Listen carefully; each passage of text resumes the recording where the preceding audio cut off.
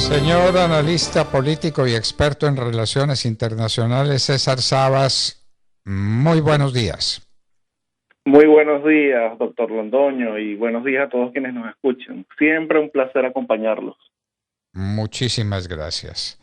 Bueno, nos decía el presidente Zelensky que no creía en el mundo después de haber presenciado las cosas que estaba presenciando en Ucrania.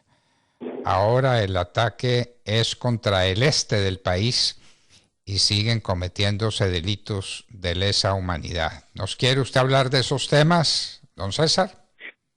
Sí, como no, encantado. Pues bueno, esto se enmarca dentro de la forma rusa de hacer la guerra. Ellos tienen una táctica que se llama la guerra secuencial. Es decir, nosotros estamos muy acostumbrados a las guerras que hace Estados Unidos, que son rápidas, muy rápidas, y en cuestión de un mes, 2 meses toman un país. Y eso parte porque en Estados Unidos hay elecciones cada 2 años, y es un país democrático. Y pues bueno, cuando un presidente se mete en una guerra, necesita un conflicto rápido para mostrarlo a la opinión pública. Hay las elecciones presidenciales que son cada 4 años y están las elecciones de medio término que se renueva parte de la legislación. Son cada 2 años. Eso no pasa en Rusia. En Rusia Putin no está muy apresurado por mostrarle a la opinión pública unos resultados rápidos, así que ellos están acostumbrados a guerras largas. ¿Y qué es lo que es secuencial? Que ellos, en vez de hacer una invasión en todo el país, deciden hacer zonas de desescalada y concentrarse en un punto en específico, atacar ahí el ejército enemigo, diezmar muchas veces a la población si la población es contraria a su proyecto, despoblar esa área y luego ir avanzando. Eso mismo lo hicieron en Siria y es probable que eso también lo estén haciendo en Ucrania. Actualmente se están concentrando en el este del país, donde está la región del Donbass, es la región industrial y minera, la región más rica de Ucrania, y es tradicionalmente la más prorrusa también. Y es donde tienen a los ucranianos prorrusos que decretaron su independencia hace ya un tiempo, aunque la excusa que tomó Rusia para hacer este tipo de invasiones. Entonces, pues bueno, vamos a tener aquí grandes conflictos, una batalla muy grande que todavía no ha empezado. O sea, hay pequeñas ofensivas, hay escaramuzas, pero todavía no ha empezado la batalla más grande, la decisiva. Están tomando posición y la razón por la cual no han empezado la gran ofensiva es porque todavía está lloviendo en esa zona. Yo no sé si usted recuerda cuando yo le dije que el mes de marzo, abril iba a ser un poco complicado porque venía un fenómeno que se llamaba la Rasputitsa, y de ahí que nadie lo pueda sacar. Y esa es una de las razones por las cuales los rusos han perdido tantos tanques ahora en Ucrania. Pero bueno, están esperando que, digamos, desde llover, y van a lanzar una gran ofensiva. ¿Cuándo va a ser el día de eso? Yo no lo sé, pero algunas personas vislumbran que puede ser la semana que viene. ¿Y qué es lo que sucede con esta ofensiva? Es un territorio pequeño, concentrado, está lleno de tropas ucranianas, también tropas rusas, y va a haber un uso extensivo de la artillería y de los cohetes múltiples. Estos no son sistemas guiadas, no son precisas. Digamos, quien dispara la artillería y estos cohetes tiene alguna noción de dónde puedan estar las tropas ucranianas, pero no es un sistema muy preciso, así que lanza grandes ráfagas y eso da demasiado margen de error. Así que muchas de estas municiones lamentablemente van a caer en zonas residenciales. Y pues va a ocurrir lo que está pasando en Mariupol, que va a haber mucha población civil que va a morir, ¿no?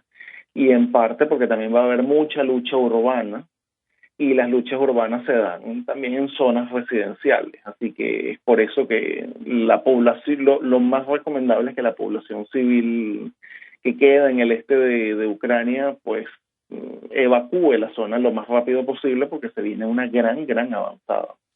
¿Cuántos civiles pueden morir? Esto no, yo no lo sé decir. Va a depender también de qué tan efectivos sean los ucranianos en contraatacar. Pero bueno, digamos que el panorama no es el mejor. y todo el mundo se está esperando que esta ofensiva sea la más fuerte que se ha conocido hasta ahora en la guerra de Ucrania, mucho más que lo que pasó en Kiev y mucho más que digamos, los crímenes que ya vieron que se hicieron en la ciudad de Bucha y otras zonas. Es decir, podemos estar hablando de muchísimos más muertos. Pueden Qué horror, sobrepasar perfectamente los miles. qué horror, por Dios. Con razón dice Zelensky que no cree en el mundo, después de haber visto lo que ha visto en su país. La unidad, porque esto no parece posible. Y entonces los rusos están simplemente esperando que paren las lluvias. Pues no estoy dentro del Kremlin para saber qué es lo que están decidiendo, pero en efecto la lluvia es disuasiva. Ellos conocen muy bien el terreno, es el mismo terreno que hay en el sur de Rusia, que hay en Bielorrusia. Ellos saben que cuando llueve estas zonas se ponen muy fangosas. Y el ejército ruso depende fundamentalmente de sus brigadas mecanizadas y estos vehículos pueden quedar enterrados en el fango. Así que cuando deje de llover, en cualquier momento, pues será el día de que venga la gran ofensiva. Sí, esta es una guerra muy fuerte. El problema es que es también muy difícil porque ya Occidente ha impuesto las sanciones más duras posibles a Rusia y todavía sigue en la guerra. Hay una perspectiva de que con estas sanciones que le ha impuesto Occidente, que incluye incluso la prohibición de compra de petróleo por parte de Estados Unidos a Rusia, la economía rusa va a caer un 10% este año. Algunos, los más optimistas, dicen que podría llegar, si se aplican todas las sanciones en su integralidad, hasta un 15%. Y se estabilizaría el año que viene. Quiere decir que esto no es suficiente para hacer colapsar en absoluto el régimen de Putin. Pero el problema es que esta guerra le está costando a Ucrania el 45% de su PIB. Y el año que viene le puede volver a costar el 45% de su PIB. Y eso no lo aguanta nadie en ningún país. O sea, el reloj está a favor de Rusia en estos momentos. Occidente no se puede meter en una guerra convencional con Rusia porque hay el problema nuclear. Occidente lo sabe, o sea, es, digamos, una situación muy, muy delicada. Yo que era lo que pensaba anteriormente, antes de que viniese la guerra, viendo este escenario, que los rusos estarían dispuestos a asumir costos y que los occidentales no estarían dispuestos a irse a una guerra convencional, yo pensaba que en última instancia Occidente iba a intentar hacer algún tipo de, digamos, negociación con los rusos, o por lo menos intentarlo, en el cual se impidiera una acción militar en Ucrania y no muriesen tantos civiles en vano, porque de todas formas Occidente no estaba dispuesto a meter a Ucrania en la OTAN. Como ya se vio, la única forma de meter a Ucrania en la OTAN es yéndose a una guerra convencional con los rusos, que sería al final una escalada nuclear y sacarlos de Ucrania. En este momento hay una gran parte de Ucrania que está invadida. Si los occidentales no estaban dispuestos a eso, y digamos, Ucrania entonces no tenía verdaderas perspectivas realistas de ingresar en la OTAN, creo que hubiese sido un poco más sabio intentar llegar a algún tipo de acuerdo por el cual se evitara a Ucrania este derramamiento de sangre. Como vemos, a pesar de todas las sanciones y a pesar de que digamos, el aparataje económico que los rusos van a perder con estas sanciones y con esta guerra no es nada en comparación a lo que están perdiendo los ucranianos, que son las grandes víctimas de esta situación.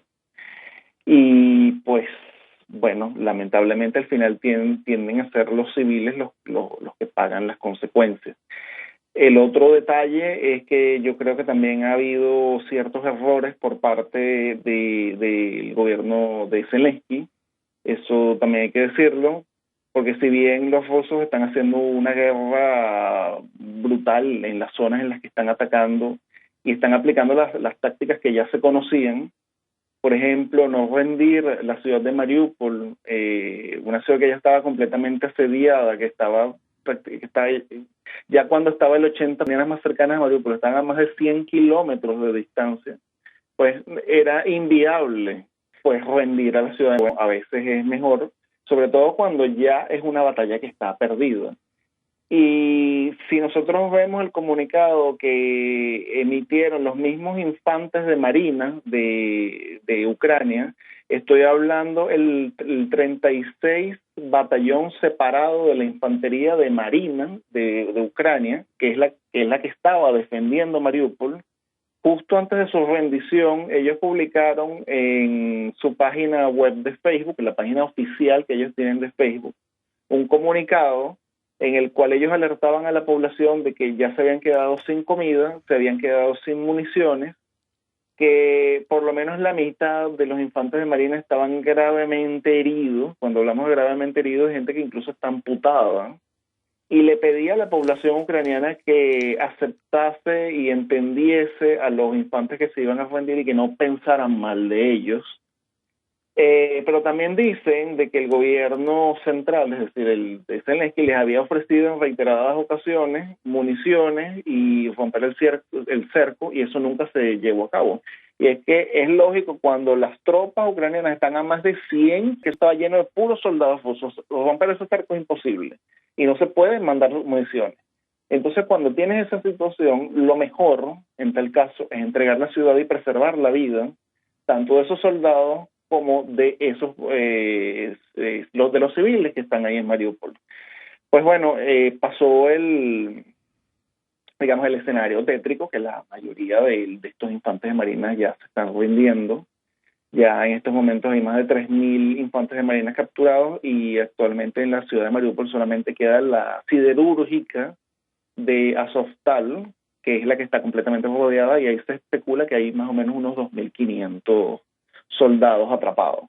Entonces yo creo que han habido errores de las dos partes. Okay, es Rusia aquí el estado agresor, es la que ha iniciado el conflicto y es la que está usando el armamento más pesado, y eso ha generado bajas. Creo que los civiles están siendo víctimas también de una mala conducción de la guerra. Qué horror, qué horror. Una mala conducción de la guerra, pero también ningún sentimiento de humanidad ni de respeto por las que llaman leyes de la guerra, que los rusos no respetan ni aplican en ninguna de sus expresiones, ¿verdad? No, es que no se están aplicando las leyes de la guerra, y por eso es que esta va a ser una guerra muy, muy sangrienta. En realidad ninguno de los dos bandos lo están aplicando, los rusos claramente no lo están aplicando, y es que aquí no están combatiendo solamente ucranianos contra rusos. Esto es un conflicto mucho más grande. Aquí tenemos incluso a georgianos combatiendo.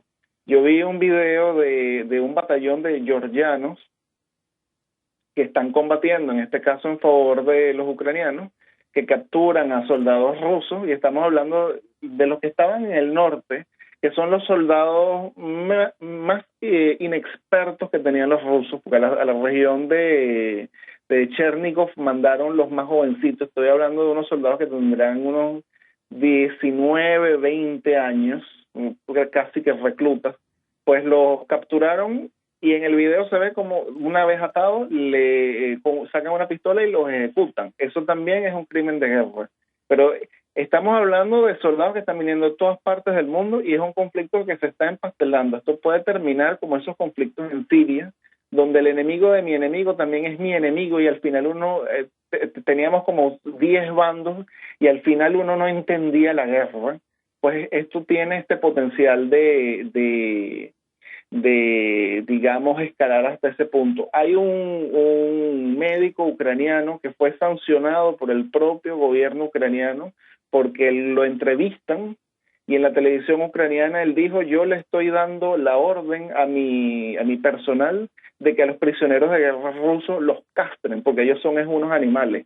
Enseguida el gobierno ucraniano tuvo que reaccionar, porque evidentemente de que si permiten que le hagan eso a los soldados rusos, el ejército ruso también tiene prisioneros ucranianos y va a hacer lo mismo. Entonces todo el mundo quiere al final que regresen sus prisioneros lo más sanos y salvos posible. Pero esta guerra se está haciendo tan cruenta que está llevando a que las dos partes cometan crímenes de guerra. Y el otro detalle que hay, y por el cual los civiles pueden pagar muchísimo, lamentablemente, es en el uso de municiones no guiadas por parte de los rusos. ¿Qué es lo que sucede? Los rusos tienen una tecnología militar de municiones guiadas, es decir, ellos pueden ver donde hay una base ucraniana y lanzan ahí un misil y cae justo en la base y mueren nada más militares y hacen una gran explosión. Por ejemplo, si buscamos el video del ataque al centro comercial de Kiev, vemos cómo ese misil cae justo donde estaba el estacionamiento, donde tenían los ucranianos un arsenal militar. Pero ahora también están usando misiles que no son nada precisos, como por ejemplo los Toshka. ¿Y por qué sucede esto? Creo que fue la semana pasada que cayó un misil en una estación de trenes en el este de Ucrania y mató como a 100 personas, todos civiles. Usaron un misil Toshka que no es preciso. Y lo más probable es que ese misil no fuese destinado para matar a esa población civil, sino para atacar a la línea férrea. ¿Pero por qué usaron el Toshka? Cada vez que hay la posibilidad de que el conflicto escale y que la OTAN tenga que intervenir en el conflicto, los rusos empiezan a usar misiles no guiados. No necesariamente porque quieran matar a población civil, sino porque dicen, alerta de conflicto, yo como que mejor ahorro los misiles más precisos por si acaso tengo que lanzárselos a la OTAN. Y voy a usar misiles más baratos en contra de los ucranianos. Entonces por eso usaron el Toshka. Entonces cada vez que hay la posibilidad de que el conflicto escale y de que haya una intervención occidental, vemos que los rusos dejan de usar misiles guiados y empiezan a usar misiles más baratos que tienen en mayor abundancia, pero lamentablemente es muy posible que caiga en la población civil. Al final, en estos conflictos y en el juego de las grandes potencias, siempre es el civil de a pie el que paga las consecuencias. Qué horror esta invasión que algunos llaman guerra, otros la llamamos invasión, una invasión sin piedad, llena de crueldad, llena de odio, y uno no sabe odio contra quién porque los ucranianos pues son hermanos de los rusos. Son exactamente un pueblo hermano. Son pueblos hermanos y esos pueblos hermanos se están matando sin ninguna piedad, sin ninguna compasión. A los rusos también les está doliendo, ¿no?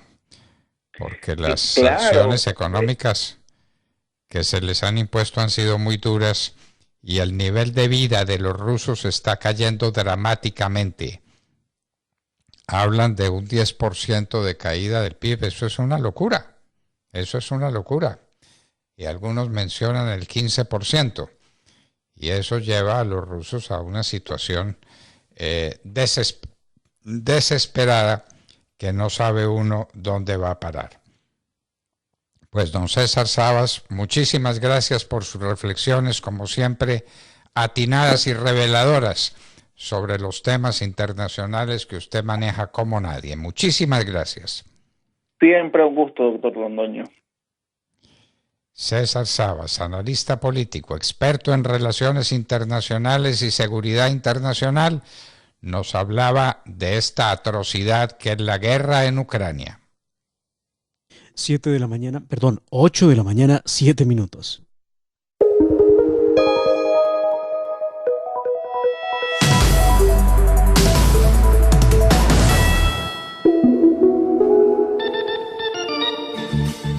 Amor a Colombia, ABC. La riqueza del folclor colombiano se hace presente todos los sábados de 12 del día a 1 de la tarde por los 9:70 AM de Radio Red. Amor a Colombia, ABC, con la conducción de Alberto Borda Carranza. Amor a Colombia, ABC. Amor a Colombia, ABC.